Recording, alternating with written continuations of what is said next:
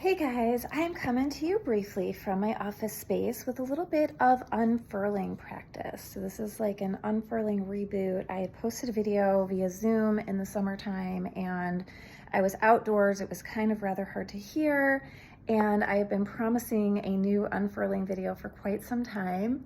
I woke up with quite a lot of eyelid irritation, puffiness, itchiness, letting me know that my system is a little off kilter and I could probably use some unwinding. So with this, I call it my unfurling practice. It looks different every day because part of this practice is essentially meeting yourself where you are as a form of daily check-in. And I find it to be a helpful practice at any time, but today I did not have as much restorative time in the morning to unfurl into my day as I normally would. So I'm going to use it now before my 9 o'clock comes in about 15 minutes. And we'll be together until then, kind of working on some unfurling. So I just set some sacred space by lighting a candle with a stick of incense. Incense is known to return sweetness to spaces, and candles are beautiful for setting an intention. So my intention for this practice is simply to come back a little deeper to myself and be more available to meet the day and my clients with love and efficacy, basically. So here we are.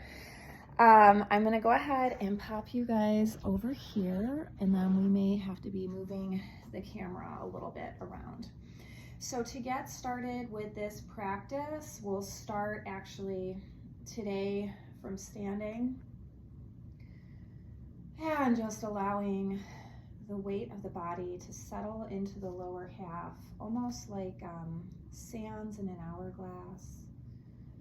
We're going to start today with a little bit of grounding. Sometimes I like to bring in some low grounding tones with some sonic vibrations. In fact, why don't I go ahead and do that now?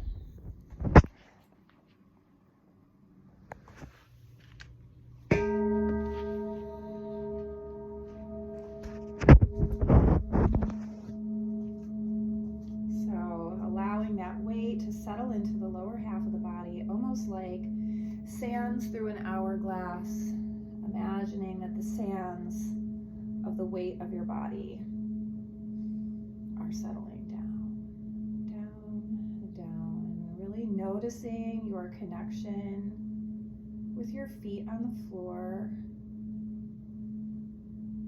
And if you want to enhance that connection with the feet on the floor, a couple of tricks that you can try are putting a slight bend in the knees to really anchor the foot pads into the ground.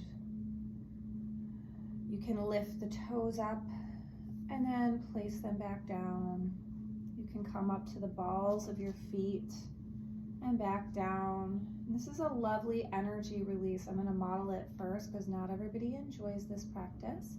But coming up to the balls of the feet and allowing a shaking to release any unnecessary physical tension, and also start to break up any negative or dark chi, emotional debris that might be in the system. From here, I really want to balance this with allowing us to let the head weight go. So we're going to come into a standing forward bend. Rib cage is going to go over the quads in this motion, and really just allowing the weight of the head to hang. Breathing deeply in the center. Some people like to cradle the arms here and maybe even allow themselves to sway side to side. Whatever works well for you. From here, we're going to slowly roll up. If you watched the video I did the other day to open the side body, I do think that would be important before moving to the floor here. So for this, we're going to do arms up and arms down. One more time, arms up and arms down. This time as we go up, we're going to twist to one side.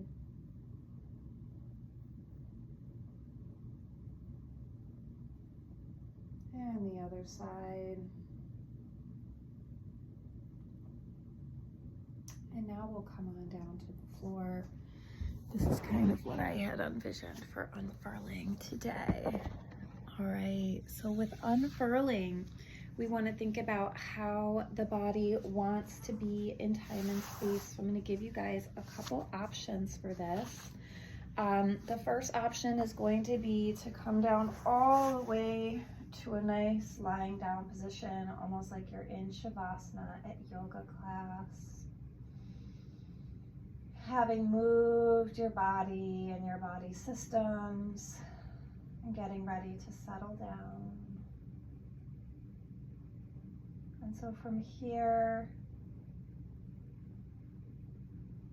it's all about just noticing the points of contact that the body is making with the floor and allowing yourself to surrender and to become even heavier into those places.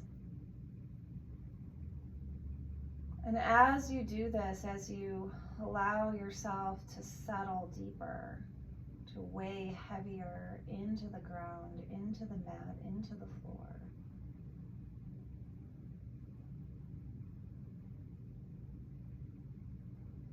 as you do that,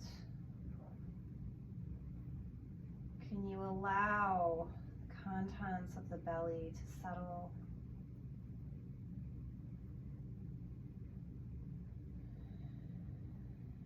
Can you invite the inner spirit to rise and the heart to be open, active, present with you during this practice? And just as you are surrendering more and more fully into the support beneath you, you can also invite that support to more readily accept the weight of your body.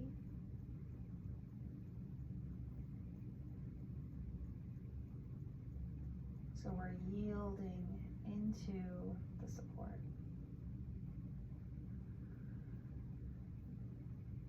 And perhaps there's a pinching at the lumbar spine, or this isn't the right positionality for you to begin this exercise. So I want to offer that some people prefer to have feet flat on the ground and allow the knees to fall gently in to one another. Sometimes we call this rest pose or easy pose. And so if you've chosen this pose instead, perhaps replicating that process. Inviting that reciprocity between yourself and the support. Inviting the heart to open and be present and aware. Inviting the contents of the belly to settle.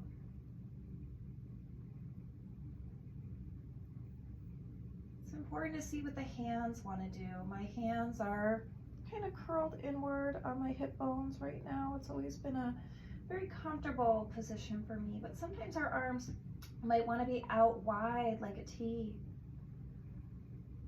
Or still others might want to have their hands in goalpost or cactus arms, where you're making like a goalpost wide with the arms and allowing them to splay out, making beautiful little right angles on the ground. Arms akimbo. So playing around with hands and arms, what do they want to be doing? What do they want to be doing right now? What would feel supportive? Sometimes if our legs are closed in this manner, our palms might want to be facing up, open, receptive, right? But still other people find that they like to have their legs splayed out. So if you like to find yourself with soles of the feet together and legs splayed out for this, you may find that those open hands, the palms up, It might be feeling a little too vulnerable or open. So you can close that gently by just turning the palms down here. So from your chosen position, whether your legs are out flat and straight like Shavasana, whether your feet are flat on the ground, knees gently supporting one another, rest or easy pose, or whether you have come into Baddha Konasana, which is soles of the feet together, legs splayed open and wide. Just notice if there's any areas of the body that feel like they could use a little support right now. I'll invite you to bring your hands to that area.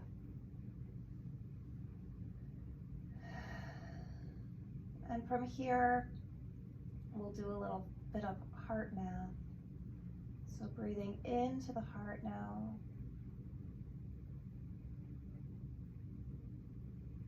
And breathing out from the heart, focusing on your heart, this area in the center of your chest.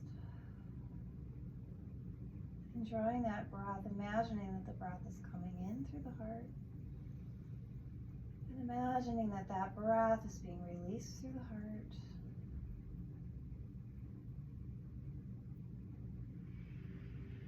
You can add a positive heart feeling here. So thinking about a time that you felt full to the brim.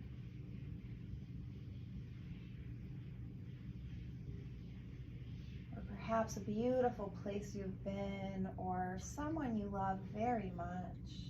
And just allowing your heart to fill with these feelings of gratitude, appreciation, and love.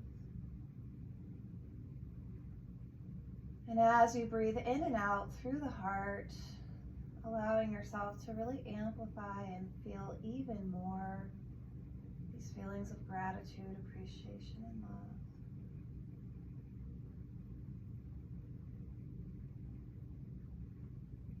And letting the image of the other, the time, or the place go now, but holding on to those good feelings of gratitude, appreciation, and love. Once again, amplifying this love in your heart. And from here, sending that love from your heart across your chest, down your arms, and into your healing hands to be received by the area of the body that has requested your attention.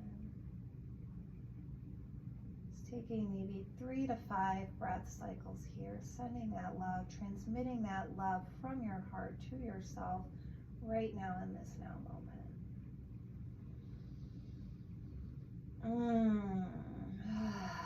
And when that feels complete, we're going to go ahead and move on from this point in practice. I'm going to gently clamshell my legs closed. And from here, let's go ahead into a lovely twist. So if your legs are out straight, go ahead and draw them up and in. Perhaps even we can hug both knees to the body. And then from here, maybe allowing the left leg to go down straight, holding on to the right leg. From here, we can bring that leg across the body for a lovely twist. I'm going to let my eyes gaze out towards my left hand. My right leg is drawn across the body, but I don't feel the need to look to the right. That would be more of a twist. Right now, I feel this is more supportive for my system, so I'm going to stay here. By all means, if you'd like to turn your head and look toward the other side, you may. Couple breath cycles here, again, allowing everything to settle, inviting that reciprocity and yield into the support. And when that feels complete, coming back through the center. Perhaps taking a moment to settle in between. We can start the same way, drawing both knees to the chest, extending the right leg out this time, and bringing that left leg across the body for a twist. Once again, I'm just going to gaze off in the direction I'm facing. By all means, if you want more of a twist, you can look to the other direction.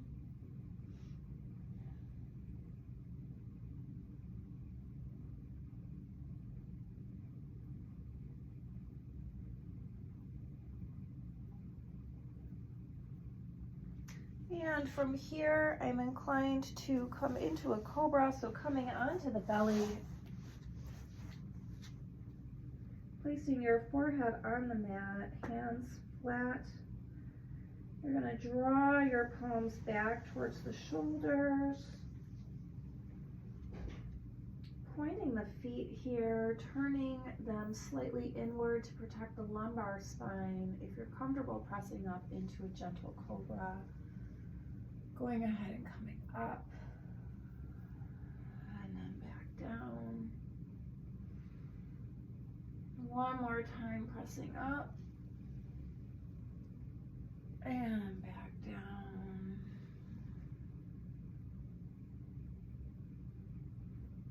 From here, I'm going to choose to come up, pressing up onto all fours. I'm going to add a little cat-cow. Let me turn so you can see me.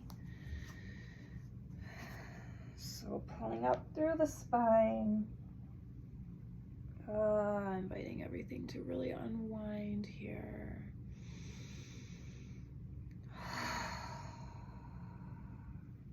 One more time. And we're gonna close here with a lovely child's pose. So I'm gonna do knees a little wider here, pressing all the way back. I was gonna close with legs up the wall, but since we didn't indicate that you might want to have a wall for this practice, I decided we'll just kind of close here in child's pose. So you can really stay here as long as you like. If you're somebody who does want to stay a little bit longer, I will just recommend you might want to try it with a bolster. A little bit more of a supported position. You can pick these up on Amazon. This is my big chunky guy. They're a little pricey, probably about $40 to $60, but they're worth it. I've had this guy since 2017. So you just bring the butt of the bolster into the pelvic region. For the ladies, I like to suggest a blanket to give the bosom a little bit more room once you're down and in. So it would be the same thing, just pressing back and allowing yourself to just meet that support. Just making sure to change the turn of the head if you decide to do supported child's pose. And so once again, whatever you've chosen for yourself for this practice, I'll invite you to stay there as long as you like in child's pose. And if you're ready to come up and out, you can do so by just gently pressing up to a seated position. And just like always, just giving yourself a check of how that feels in the mind, the body, and the emotions. So much love.